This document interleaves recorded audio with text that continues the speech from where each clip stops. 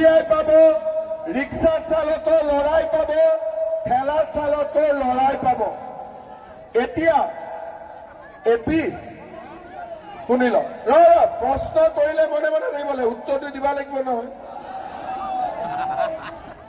কৈ যাও, পুলিচৰ এডমিট কাৰ্ড জুলাই হ'ব, গ্ৰেড 3, গ্ৰেড 4 ছেপ্টেম্বৰ অক্টোবৰ, শিক্ষক মেজিষ্ট্ৰেট সব মিলি 2024 চনত 50,000 চাকৰি হ'ব।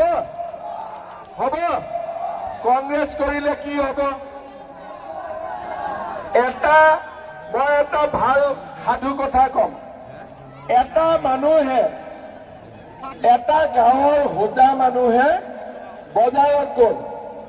বজাৰত যাওঁতে গৰু দোকানীক গৈ সুধিলে, ৰক এইফালে নাচাবি, এইফালে চালে এইটোৱে চাব।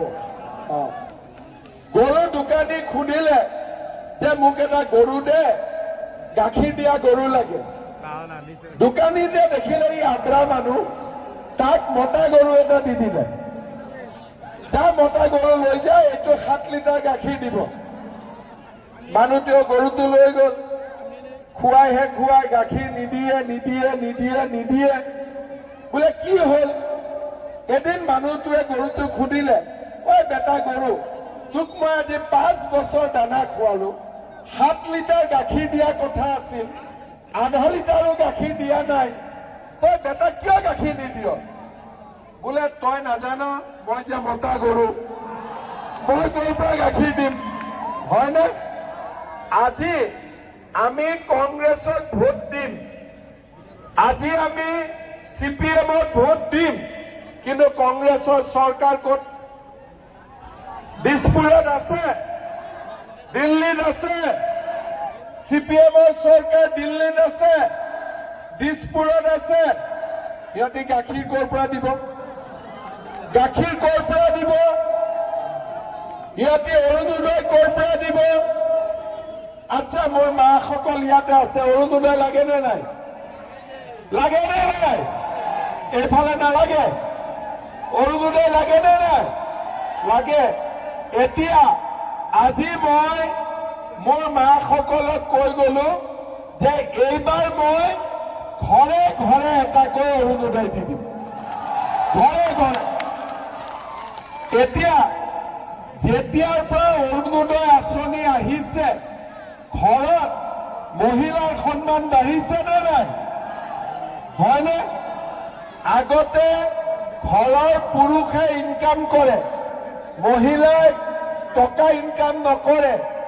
এতিয়া বিজেপি চৰকাৰ অহাৰ পিছত মহিলাৰ একাউণ্টতো মাহৰ 10 তাৰিখে 1250 টকা জমা হৈ যায়। হয়নে?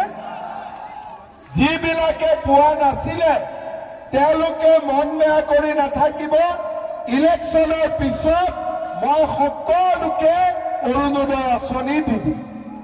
হ'ব? কংগ্ৰেছে দিব নোৱাৰে, কিন্তু কংগ্ৰেছে দিব পাৰিব নেকি? আপোনালোকে হাতীৰ চিনত ভোট দিব, কাৰো কথা নুশুনিব দেই। এই কিছুমান মানুহ থাকে, বুজাই থাকে, কংগ্ৰেছক দিয়ক, কংগ্ৰেছক দিয়ক। এই দালাল কেইটাৰ কাৰণে আমাৰ অঞ্চলটো পিছুৱাই আছে, হয়নে নহয়? এই যে কংগ্ৰেছে যে কেইটামান দালাল পুহিছে, এই বেটা দালাল কেইটাৰ কাৰণে আমাৰ সমষ্টিটো পিছুৱাই আছে, হয়নে? হয়নে নহয়? সেইকাৰণে এইবাৰ দালালৰ কথা মতে ভোট নহব, ভোট ডাইৰেক্টলি হাতী হ'ব। লাখপতি বাইদেউ ফৰ্ম কোনে কোনে ফিল-আপ কৰিছে? বা কৰিছে দেই। তই ফোন নাপালি মাই? তই কিয় নাপালি? হা হা?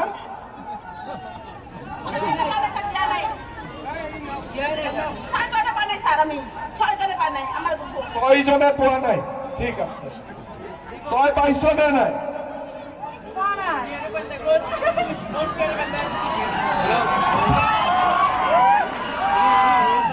কোনে কোনে লাখপতি বাইদেউৰ ফৰ্ম পোৱা নাই?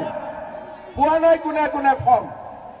ঠিক আছে, এতিয়া মই ইয়াতে এটা ইনকুৱাৰী কৰিম আৰু যোন যোন মহিলাই লাখপতি বাইদেউৰ ফৰ্ম পোৱা নাই সবকে ফৰ্ম দি দিম হ'ব হ'ব এতিয়া যিসকলে আগতে ফৰ্ম পাইছে তেওঁলোকে ফটো উঠিলে নে নাই উঠিলে ঠিক আছে আজি আপোনালোকক মই কথা দিলো যোনে ফৰ্ম উঠিছে ফটো লগাইছে তেওঁলোকৰ বেংক একাউণ্টত মই পুতুম কৰি 10,000 টকা সোমাই দিম হ'ব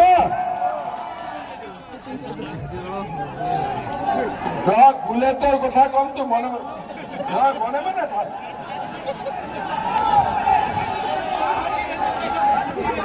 ফার্মাসি রেজিস্ট্রেশন লাগে আসাম ফার্মাসি কাউন্সিল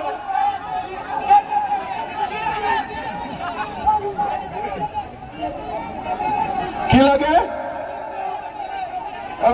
তো মিনি স্টেডিয়াম লাগে বড় বড় আর একটা সায়েন্স কলেজ লাগে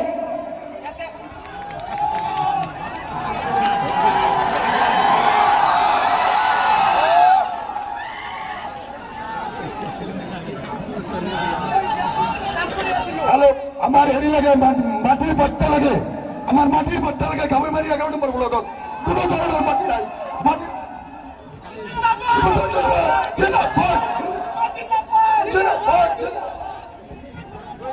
এতিয়া মোৰ কথাখিনি আগত শুন এই ভাগিন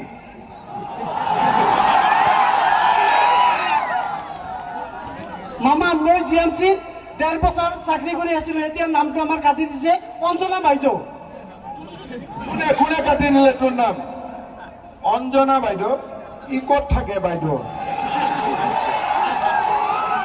আচ্ছা এতিয়া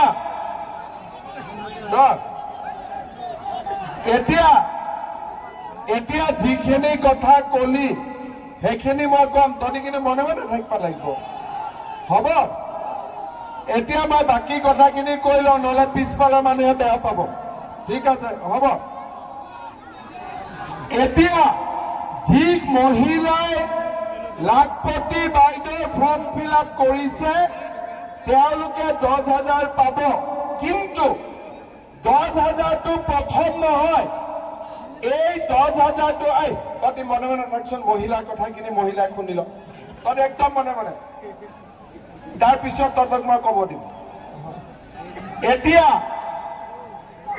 একদম চাইলেণ্ট আমাৰ মহিলাসকলে শুনি ল যেতিয়া লাখপতি বাইদেউ আমি 10,000 টকাটো পাম তেতিয়া আপোনালোকে টকাটো অবাবত খৰচ কৰি নিদিব ঠিক আছে 10,000 টকাটো লৈ বোলে মোৰ গিৰিয়েকৰ সৰু দোকান এখন আছে তাতে লগালো বোলে 10 গৰাকী মহিলা লগ লাগি এটা সমিতি বনালো টকাটো কম টকা সুদত কাবাক ধাৰত দিলো ঠিক আছে এই পাতি ৰ আৰু